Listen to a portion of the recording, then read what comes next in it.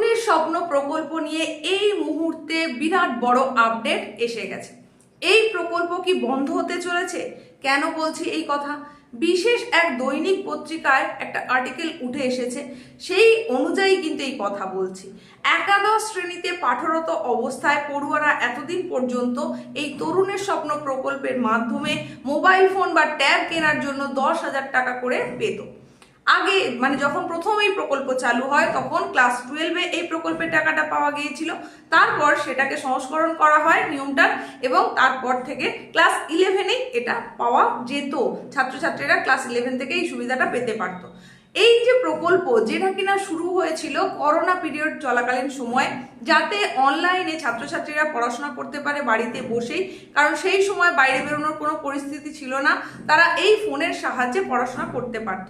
পরবর্তীতে যখন বোঝা যায় যে ক্লাস 12-এ শুধু এই সুবিধাটা থাকলে হবে না, 11 থেকেই এটার প্রয়োজন, এবং এখন এই অনলাইন কাজকর্ম কিন্তু অনেকাংশে বেড়ে গেছে। স্কুলে বিভিন্ন রকমের গ্রুপ করে দেওয়া হচ্ছে ক্লাস বেসিসে। তো সেই সমস্ত কাজের জন্যই হোক বা পড়াশোনার কাজের জন্যই হোক, বিভিন্ন কাজে কিন্তু লাগছে ফোনটা। তাছাড়া অনলাইনে বিভিন্ন ফর্ম ফিল আপের জন্যও লাগছে। তো বর্তমানে এটা কেন প্রশ্নচিহ্নের মুখে দাঁড়িয়েছে সেটাই এবার আসি, বা আর্টিকেলে কি বলা হচ্ছে সেটাও তুলে ধরছি। এই যে তরুণের স্বপ্ন প্রকল্প যখন চালু হয় তারপর থেকেই কিন্তু দুরকম মতভেদ এসেছিল। সেই মতভেদটার কি কারণ ছিল? সেখানে এক শ্রেণীর মানুষজন, শিক্ষক শিক্ষিকা, অভিভাবক অভিভাবিকা, তাদের মত অনুসারে এটা কিন্তু ছাত্রছাত্রীদের আখেরে ক্ষতি করছে। এর যে ফলপ্রসূ দিক, ভালো দিক, সেটা ছাত্রছাত্রীরা যত না নিচ্ছে তার খারাপ দিকটা বেশি করে নিচ্ছে, বা সকলের ক্ষেত্রে এটার প্রয়োজন নেই, এরকম কথা উঠেছিল। আবার অন্য শ্রেণী, যেটা আমরা দেখবো ঠিক এর বিপরীত দিকে, সেখানে কিন্তু অনেকেই এর দ্বারা উপকৃত হয়েছে, লাভবান হয়েছে। তো প্রত্যেক বছরই এটা নিয়ে কথা ওঠে, কিন্তু প্রকল্পটা চালু হওয়ার পর থেকে এখনো পর্যন্ত চলছিল। কিন্তু তোমরা প্রত্যেকেই জানো যে রাজ্যে এখন নতুন সরকার, এই নতুন সরকারের আমলে আবারও এই বিষয় নিয়ে কিন্তু প্রশ্নচিহ্ন উঠছে, এবং পালাবদলের পরে এটা নিয়ে একটা ঘোর জল্পনা তৈরি হচ্ছে। আদৌ এই প্রকল্প চালু থাকবে নাকি সম্পূর্ণভাবে বন্ধ হয়ে যাবে, সেটাই এখন দেখার। আর্টিকেলে কি বলা হচ্ছে সেটা তোমাদের কাছে একটু তুলে ধরি, তাহলে আরো বিষয়টা পরিষ্কার হয়ে যাবে।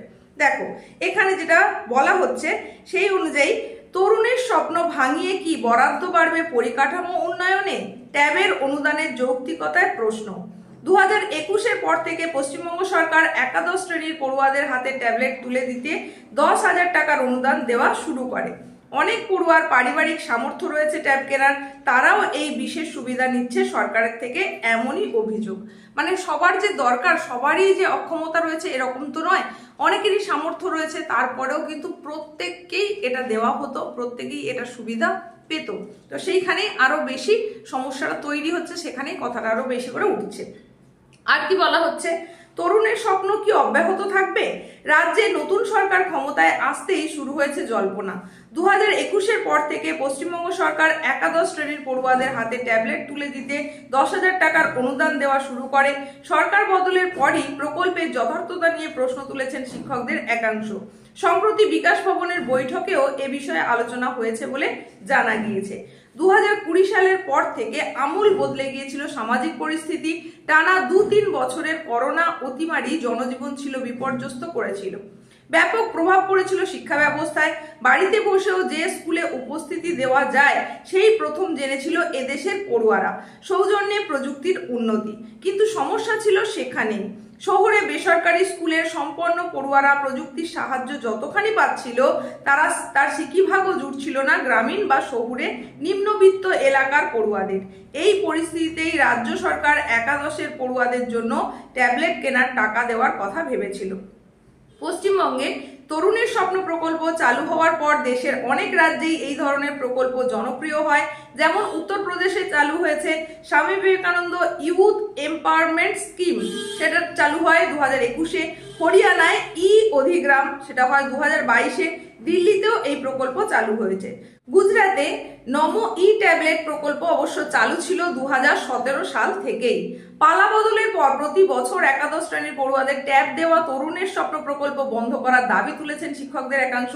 তাদের দাবি, এই টাকা বরং স্কুলের পরিকাঠামো উন্নয়নে বরাদ্দ করা হোক। সূত্রের খবর, গত সোমবার বিকাশ ভবনে বিজেপি বিধায়ক দলের সঙ্গে শিক্ষা দপ্তরের বৈঠকেও এই প্রকল্পের যৌক্তিকতা নিয়েই প্রশ্ন উঠেছে। তবে শিক্ষকদের অনেকেই মনে করছেন এই প্রকল্পের প্রয়োজনীয়তা রয়েছে। প্রকল্পের বিরুদ্ধে যারা দাঁড়াচ্ছেন তারা মনে করছেন সরকারি টাকায় স্মার্টফোন বা ট্যাব কিনলে আখেরে ক্ষতি হচ্ছে পড়ুয়াদের। এমনকি সারা রাজ্যে এমন বহু পড়ুয়ার কথা তারা বলেছেন যারা শুধুমাত্র ট্যাবের 10,000 টাকা পাওয়ার জন্য একাদশে ভর্তি হচ্ছেন। 2024 উচ্চ মাধ্যমিকের হিসাব বলেছিল টেস্ট বা উচ্চ মাধ্যমিকে মোট পড়ুয়ার তুলনায় পরীক্ষার্থী কমেছিল প্রায় 15 থেকে 20%। পড়ুয়াদের মোবাইলের টাকা অন্য অ্যাকাউন্টে চলে যাওয়ার অভিযোগও উঠেছিল। 2024-এর অভিযোগের ভিত্তিতে 2025-এ শুরু হয় কড়াকড়ি। অ্যাকাউন্টের বিবরণ নিয়ে সমস্যা থাকায় বহু পড়ুয়া নভেম্বর মাসেও টাকা হাতে পাননি বলে অভিযোগ তোলেন। কর্তৃপক্ষ সেবার জানিয়েছিল দুর্নীতি রোধে কড়া প্রশাসন, তারই জন্য সময় লেগেছে বেশি। এরই পাশাপাশি মূল্যবোধ নিয়েও প্রশ্ন তুলেছেন শিক্ষকদের একাংশ। পড়াশোনার নামে ইন্টারনেট ঘাঁটতে ঘাঁটতে পড়ুয়ারা শেষ পর্যন্ত পড়াশোনায় ভুলতে বসেছে বলে অভিযোগ। বাড়ছে রিল বানানোর ঝোঁক। নাম প্রকাশে অনিচ্ছুক এক শিক্ষক বলেন, এমন বহু পড়ুয়া রয়েছে যারা একাদশ শ্রেণীতে ভর্তি হয় শুধু ট্যাবের এই টাকা পাওয়ার জন্য। অ্যাকাউন্টে টাকা পাওয়ার পরে তারা পড়াশোনা ছেড়ে দেয়। আবার অনেক পড়ুয়ার পারিবারিক সামর্থ্য রয়েছে ট্যাব কেনার, তারাও এই বিশেষ সুবিধা নিচ্ছে। সরকারের থেকে এমনই অভিযোগ। বঙ্গীয় শিক্ষক ও শিক্ষাকর্মী সমিতির সাধারণ সম্পাদক বলেন, এই খাতের যে বড় অঙ্কের টাকা সরকারের ব্যয় হয় সেখানে স্কুলের পরিকাঠামো উন্নত করা উচিত। তারা এই মর্মে স্মারকলিপিও পেশ করেছেন স্কুল শিক্ষা দপ্তরের কাছে। তবে রাজ্যের ক্ষমতায় এসেই বিজেপি সরকার জানিয়েছিল সমাজ কল্যাণমূলক কোনো প্রকল্প বন্ধ করা হবে না। কলকাতার এক স্কুল শিক্ষক দাবি করেন, প্রযুক্তির উন্নতির যুগে বৈদ্যুতিন যন্ত্রের নির্ভরতা বাড়ছে। লকডাউন আমাদের শিখিয়েছে কিভাবে পড়াশোনার ক্ষেত্রে এই প্রযুক্তির ব্যবহার অপরিহার্য হয়ে পড়েছে। সেক্ষেত্রে সঙ্গতিহীন পরিবারের ছাত্রছাত্রীরা কি পড়াশোনায় পিছিয়ে পড়বে? সেই জায়গা থেকেই সরকারের পদক্ষেপ করা প্রয়োজন। ট্যাবের টাকা পাওয়ার অধিকার পড়ুয়াদের থাকা উচিত। বাস্তবও সায় দিচ্ছে সেই পক্ষেই। চলতি বছর উচ্চ মাধ্যমিকে 9ম স্থানে রয়েছে পূর্ব মেদিনীপুরের শুভঙ্কর সামন্ত। তার পারিবারিক সামর্থ্য ছিল না একটি স্মার্টফোন বা ট্যাব কেনার। সরকারি অনুদানেই সেটি কিনতে পেরেছিল শুভঙ্কর। সুরাহাও হয়েছে তাতে অনেকখানি। তাই শিক্ষা মহলের মত, পারিবারিক আয় বুঝেই এই প্রকল্পের বন্টনের প্রয়োজন রয়েছে। সরকার এই পদক্ষেপ করলে অধিকাংশ শিক্ষকই তা সমর্থন করবে বলে দাবি। এই হচ্ছে টোটাল আর্টিকেল যেটা পড়ে শোনালাম। এই আর্টিকেল থেকে তাহলে কি বোঝা যাচ্ছে? এই যে তরুণের স্বপ্ন প্রকল্প যেটা এতদিন পর্যন্ত চালু ছিল, এই প্রকল্প বন্ধ হয়ে যাচ্ছে নাকি বন্ধ হচ্ছে না সেই সম্পর্কে এখনো সিদ্ধান্ত নেওয়া হয়নি, আলোচনার অবস্থায় রয়েছে।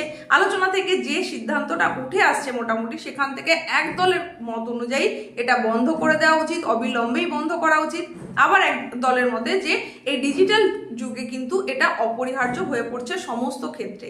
আবার অনেকের মতে রয়েছে কি এই প্রকল্প সুবিধে তাদেরই পাওয়া উচিত যাদের আর্থিক সঙ্গতি সেই অর্থে নেই। তো তোমাদের কি মত সে সম্পর্কে অবশ্যই তোমরা কমেন্ট সেকশনে এসে জানাও। তোমাদের কি মনে হয় এই প্রকল্প যেমন ছিল সেই রকমই থাকা উচিত? প্রত্যেকেরই কি সেটা পাওয়া উচিত, নাকি যাদের প্রয়োজন শুধু তাদেরকেই দেওয়া উচিত প্রয়োজনীয়তা বুঝে? সে সম্পর্কে তোমরা তোমাদের মতামত রাখতে পারো। এই ছিল আপডেট, তোমাদের জানিয়ে দিলাম। এই রকমই গুরুত্বপূর্ণ আপডেটের জন্য নিয়মিত চ্যানেলের সঙ্গে থাকো, পাশে থাকো, দেখতে থাকো। আর যদি প্রথম এসে থাকো অবশ্যই এখনই সাবস্ক্রাইব করে নোটিফিকেশন বেল আইকনটাকে অল করে দাও। দেখা হচ্ছে নেক্সট উপস্থাপনায়।